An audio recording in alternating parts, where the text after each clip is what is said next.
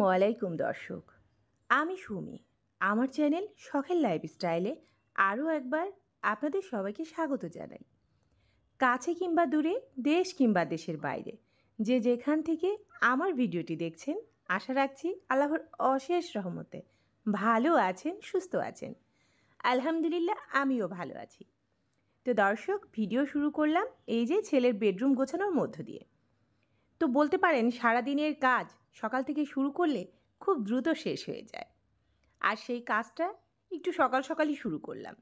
সংসারের কাজ যত তাড়াতাড়ি শুরু করব তত তাড়াতাড়ি শেষ হবে। আর আমি সবসময় টার্গেট নিয়েই কাজে নামি যে আজকে আবার এই কাজ করতে হবে এই সময়ের মধ্যে। তো বেডরুম গুছিয়ে চলে আসলাম রান্নাঘরে। দেখতেই পাচ্ছেন এই যে বাসন পেয়ালা ধুয়ে নিয়েছি, সব তো আর দেখানো সম্ভব না। তা এখন সেগুলো একটু সরিয়ে নিচ্ছি, আর একটু পানি পড়েছে সেটা মুছে নিচ্ছি। তো আজকে রুটি তৈরি করেছি, অনেকগুলো রুটি। আমি সপ্তাহের রুটি একবারে তৈরি করে ফ্রোজেন করে রাখি। আর এই যে দেখুন এই পিঁড়িটা, এটা হচ্ছে আমার শাশুড়ির হাতের পিঁড়ি। আমি এটাই ইউজ করি, তাই আপনাদের সাথে একটু শেয়ার করলাম। এটার অনেক বয়স হয়েছে, তবুও ব্যবহার করছি।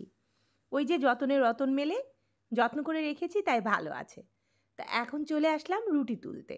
এই যে দেখুন রুটি বানিয়ে নিয়েছি। এইভাবে পলি করে করে আমি রুটিগুলো প্রতিনিয়ত রেখে দিই। আর এইভাবে রুটি রাখলে সকালে নাস্তায় আমার কিন্তু ঝামেলা ভীষণ কম হয়। তা আমি সবসময় চেষ্টা করি এইভাবেই কাজ করতে। তো যাই হোক, আজকে আমার আপুদের সাথে একটু শেয়ার করি দুঃখের কথাগুলো। আসলে ইউটিউব প্ল্যাটফর্মে কাজ করতে এসেছিলাম খুব উৎসাহবশত। ভাবতাম এখানে কাজ করা বোধহয় খুবই সহজ। খুব শখ করেই এখানে কাজে এসেছিলাম। আর নিজেকে একদম উজাড় করে কাজ করার চেষ্টা করছিলাম।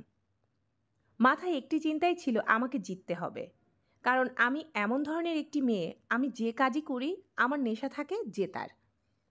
কিন্তু এখানে বুঝতে পারলাম হ্যাঁ, জিততে পারবো, কিন্তু এখানে জিতলেও হয়তো বা হারই হয়ে যাবে। কারণ আমরা সবাই একটি আশায় কিন্তু এখানে কাজ করছি। আর আমি জানি না এই কাজ কতটুকু সবার সার্থক হবে। কারণ যারা অনেক আগে এসেছেন, আমার সেসব আপু ভাইয়ারা অবশ্যই জানেন এখানে কাজ করার ফল কী হয়। হ্যাঁ, আমিও কিছু কিছু বুঝতে পারছি, হয়তোবা খুলে আপনাদেরকে বলতে পারছি না। অবশ্যই সামনে খুলে বলার মতো একটি ভিডিও তৈরি করব আর আপনাদের সামনে উপস্থাপন করব। তো এই যে দেখতে পাচ্ছেন সাজিনাগুলো আমি পানি দিয়েও রেখেছিলাম, পলি করেও রেখেছিলাম। আর এখন সেগুলো খুব ভালো করে ছিলে নিয়ে এইভাবে বক্সের মধ্যে এই যে দেখুন সমান সমান করে এই যে সমান সমান করে রেখে দিচ্ছি। এগুলো আমি সারা বছরের জন্য ডিপ করব। কারণ অফ সিজনে যখন খেতে ইচ্ছা করবে শুধু বের করবেন, একটু ধুয়ে নেবেন, রান্না করবেন, ব্যাস। আর খুবই ভালো থাকে, বলতে পারেন এত মজা লাগে খেতে। তো এই ফ্রোজেন পদ্ধতিটা আপনাদের সাথে দেখিয়ে দিলাম। দীর্ঘদিন ফ্রিজে রেখে খেতে পারবেন এইভাবে এই সাজিনাগুলো। তা আমি 2 বক্স আপনাদের সাথে শেয়ার করছি, পরে আরও আমাকে কাটতে হবে, রাখতে হবে। কারণ এটা আমার প্রিয় সবজি, তাই আমি এটা বেশ পরিমাণে রেখে দিব। তো আপনারাও চাইলে এইভাবে সারা বছরের জন্য বা দীর্ঘদিনের জন্য সংরক্ষণ করতে পারেন। এখন চলে যাচ্ছি দুপুরের রান্নায়। আজকে দুপুরে যে ভাত চড়িয়ে দিয়েছি, আর পাশের চুলায় দিয়েছি পটল ভাজি। আর সাজিনাও রান্না করব, যেহেতু সাজিনা ছাড়া তো আমার চলে না, ওটা তো আমাকে করতেই হবে। মাছ ভাজি করব, তো সবই আপনাদের সাথে একটু একটু করে শেয়ার করব। তার আগে কিছু কথা বলে নিই। তো যা বলছিলাম, আমার আপুরা লক্ষ্য করে দেখবেন এই ইউটিউব প্ল্যাটফর্মে যদি আপনি কারো ভিডিও না দেখেন তাহলে কিন্তু আপনার ভিডিও কেউ দেখবে না। আপনি যদি দেখেন তবেই আপনার ভিডিও দেখবে। বলতে পারেন লেনদেনের সম্পর্ক আর কি। আচ্ছা, এরকম লেনদেন করে কয়দিন চলা যায় বলুন? যে জায়গায় স্বার্থের সম্পর্ক কি জীবন চলে? হ্যাঁ, আমার তো মনে হয় না। কারণ যেখানে ভালোবাসা নেই সেখানে কিন্তু সংসারও হয় না। আর এটা তো ইউটিউব প্ল্যাটফর্ম। আগে যখন ইউটিউবে সবসময় দেখতাম, বেশিরভাগ দর্শক ছিল সাধারণ দর্শক। কিন্তু এখন দেখি কন্টেন্ট ক্রিয়েটর দিয়েই ভরা। তারাই একে অন্যের ভিডিও দেখে। আরে বাবা, আমরা 1000 জন একে অন্যের ভিডিও দেখে কয়দিন কাকে এগিয়ে দিতে পারবো বলেন? অবশ্যই আমাদের লাগবে সাধারণ দর্শকের ছোঁয়া, কিন্তু সেটা কিন্তু আমরা পাই না। আরেকটা জিনিস লক্ষ্য করবেন, যত দিন যাচ্ছে ইউটিউব কিন্তু রিচ দেওয়া কমিয়ে দিচ্ছে। ভিডিওতে ভিউই হয় না। কেন হয় না বুঝতে পারি না।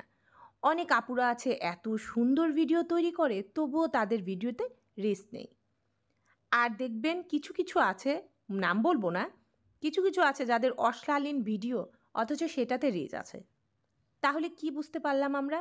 ভালোর কদর কিন্তু এখানেও নেই, মন্দর কদরই এখানে বেশি।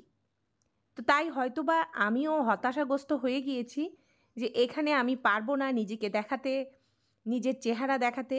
তো আমার পক্ষে সম্ভবও না এখান থেকে কিছু করা।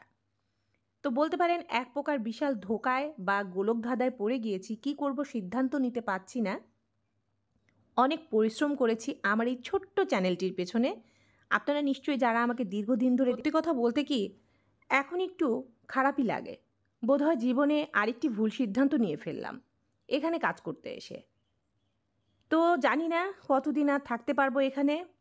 যদি কারো ভিডিও না দেখি তাহলে তারা আমার ভিডিও দেখে না, আর এটাই স্বাভাবিক, কারণ তারাও লেনদেনে বিশ্বাসী।